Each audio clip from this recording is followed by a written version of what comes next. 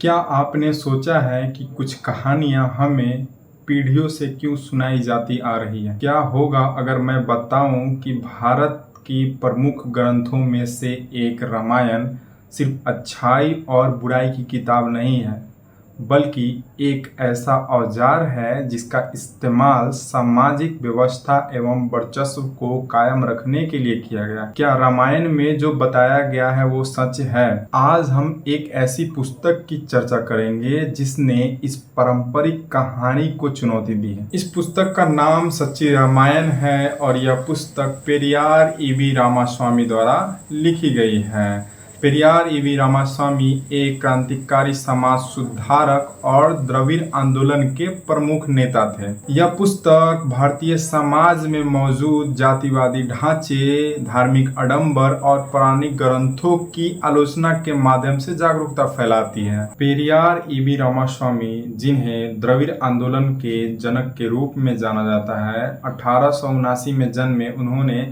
जाति भेद, लिंग असमानता और धार्मिक अंधविश्वास के खिलाफ लड़ाई लड़ी। उन्होंने सेल्फ रिस्पेक्ट मूवमेंट की स्थापना की, जिसका उद्देश्य लोगों को धार्मिक अंधविश्वास और सामाजिक दमन की बीड़ियों से मुक्त करना था। उनका मानना था कि धर्म और पारंपरिक ग्रंथों का इस्तेमाल समाज को अक्सर नियंत्रित और बांटने के लिए किया जाता है। पेरियार मानते थे कि धर्म और पौराणिक कथाएं जैसी रामायण जैसी कहानियां ब्राह्मणवाद को बढ़ावा देती है और दलित व पिछड़ों को नीचा दिखाती है। पेरियार के अनुसार रामायण एक धार्मिक ग्रंथ नहीं बल्कि यह एक राजनीतिक ग्रंथ है।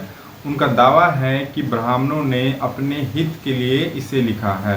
राम को एक आदर्श राजा के रूप में चित्रित करके रावण को एक अत्याचारी और राक्षस के रूप में दर्शाकर यह ग्रंथ उत्तर के प्रभुत्व और ब्राह्मणों की श्रेष्ठता को मजबूत करता है। पेरियार ने सवाल उठाए हैं, क्या राम सच में एक आदर्श पुरुष थे? रावण राक्षस इसलिए था क्योंकि वह एक द्रविड़ था। सीता की अग्नि परीक्षा और शूद्र शंभु की हत्या, क्या ये न्यायपूर्ण थे? पेरियार कहते हैं कि यह एक न्याय नहीं बल्कि ब्राह्मणवादी विचारों का अत्याचार है। आइए जानते हैं किताब से जुड़ी कुछ ज्वलंत तर्क और सवाल। राम का चरित्र। पेरियार के अनुसार राम का चरित्र अनुकरणीय नहीं था। उन्होंने स्त्री पर अत्याचार किया, शूद्रों को दंडित किया, जबकि रावण को राक्षस इसलिए बताया गया क्योंकि वह एक द्रविड़ राजा था, जबकि उसने सीता को छुआ तक नहीं था। रावण एक ज्ञानी और आदर्श राजा था। रामायण में शूद्र शंभुक जैसे तपस्वी की हत्या इसलिए कर दी जाती है क्योंकि वो वेद पढ़ रहा था। क्या ये धर्म है? सीता को हर मोड़ पे शक की नजर से देखा गया।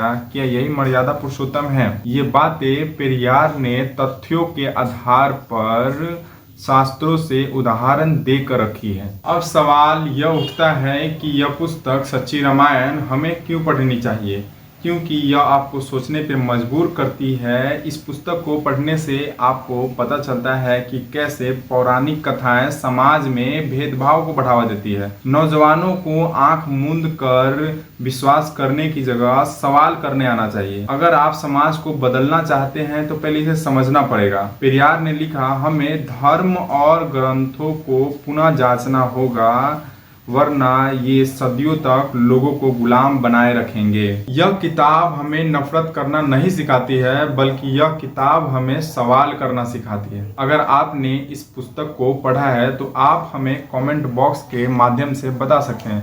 अगर आप इस पुस्तक को नहीं पढ़े हैं तो इसे अभी जरूर पढ़ें, और आप इस पुस्तक को घर बैठे मंगवाना चाहते हैं तो मूल निवासी मेगा मार्ट के माध्यम से आप इस पुस्तक को मंगवा सकते हैं। और इस वीडियो को अधिक लोगों के साथ शेयर करें ताकि और समाज में बदलाव हो सके। तब तक के लिए इतना ही। मिलते हैं हम लोग नेक्स्ट वीडियो में। धन्यवाद।